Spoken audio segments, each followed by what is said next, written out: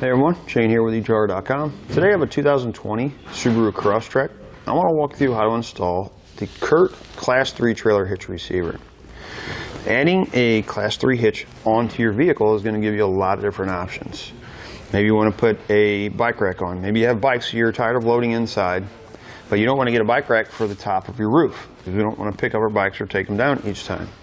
This is going to allow us to put a bike rack on here and make it a lot easier. Maybe we want to put a cargo carrier on it, get some of the items from inside, put them outside and make a little bit more room for our passengers. Maybe we want to pull a small trailer. Again, this Class 3 hitch is going to allow us to do all those. This is what it's going to look like when it's installed. Cross tube is going to be completely hidden behind the bumper fascia. Only thing we can really see is our receiver tube, so it really maintains a nice clean look. It's going to be a steel construction, black powder coat finish. Really going to help resist rust and corrosion, stay looking nice for a really long time. It's going to give us a 2" by 2" receiver tube opening. As I mentioned before, we're going to be able to use a lot of different hitch mount accessories with that opening. Reinforced collar gives us a little extra stability there. Hitch pinhole is going to be 5/8 inch in diameter. Take the standard 5/8 hitch pin. That's what's going to secure your items to your hitch or to your receiver. Hitch pin and clip does not come with this hitch, however it can be found here at eTrailer. We're going to have rolled steel safety chain loops. So you can see it's going to accommodate a lot of the bigger size safety chain hooks.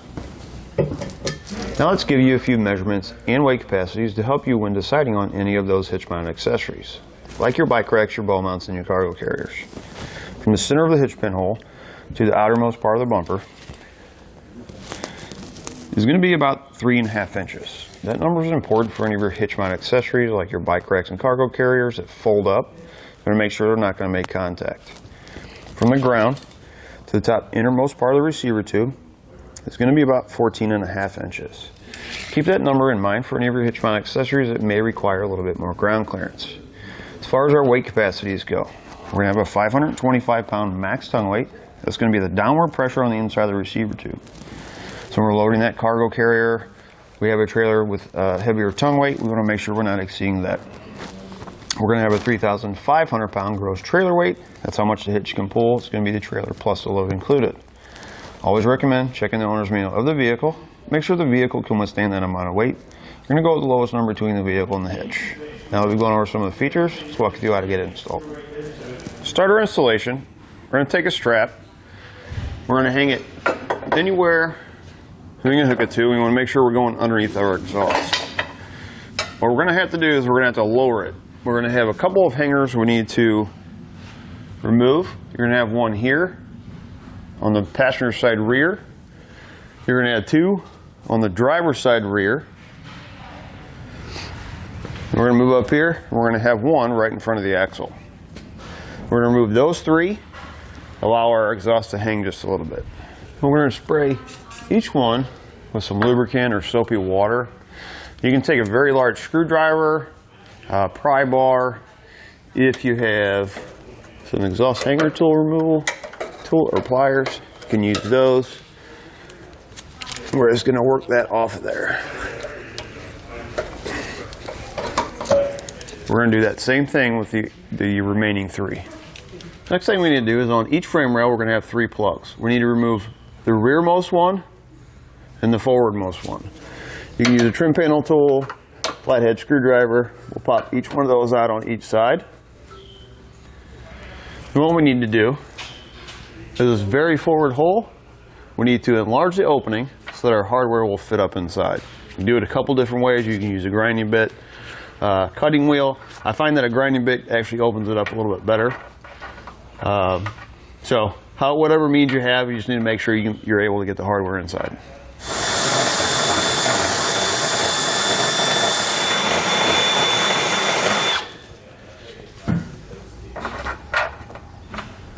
The thing I recommend is taking some clear coat paint or colored paint, it doesn't really matter, and cover up that bare metal that you just trimmed out. It's going to help resist any rust or corrosion later on. While we're letting our clear coat dry, we're going to get our hitch ready to put in place. You're going to have 2 blocks that look like this. They have a round hole in them. The very back hole, or most forward hole, is where we're going to be installing it. We're going to be installing it just like this. The easiest way to do this, rather than put the hitch up and try to slide this in is to take a piece of tape.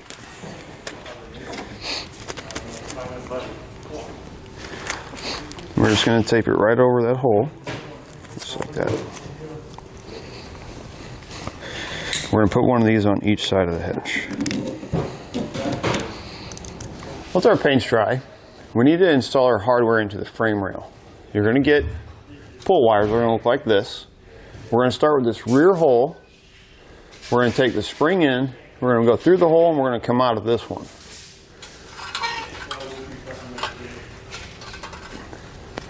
Just like that. It may be easier if you put a slight bend in the end of it towards the spring end so it falls out of that hole. You're going to take a spacer block. We're going to slide it on just like that. Go ahead and slide it up into the hole. Be careful you don't let the wire, the other end of the wire, go up in there. We're going to thread on our carriage bolt. And it may be easier to take your carriage bolt, put the head in first, and we'll pull it down just like that.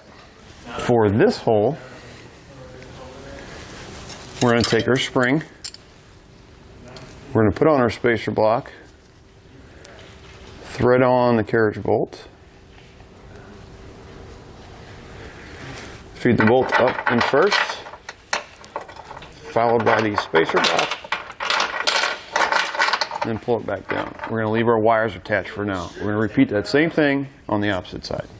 Now we'll feed our wires to the corresponding holes in the hitch. We're going to raise it up into position.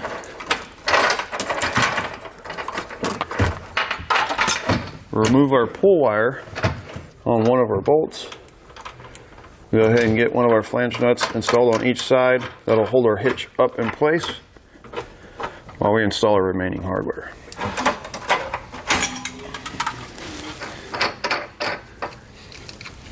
And we'll come back with a 3/4 inch socket. We'll tighten everything down.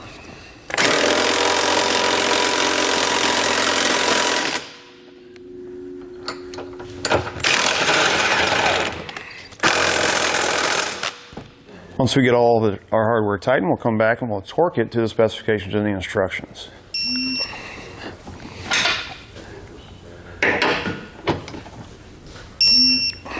Once you have all your hardware torqued down, you're going to reinstall your exhaust in reverse order for them to take it off.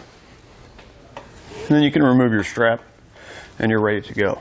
It's going to do it for a look at and installation on the CURT Class 3 Trailer Hitch Receiver on 2020 Subaru Crosstrek.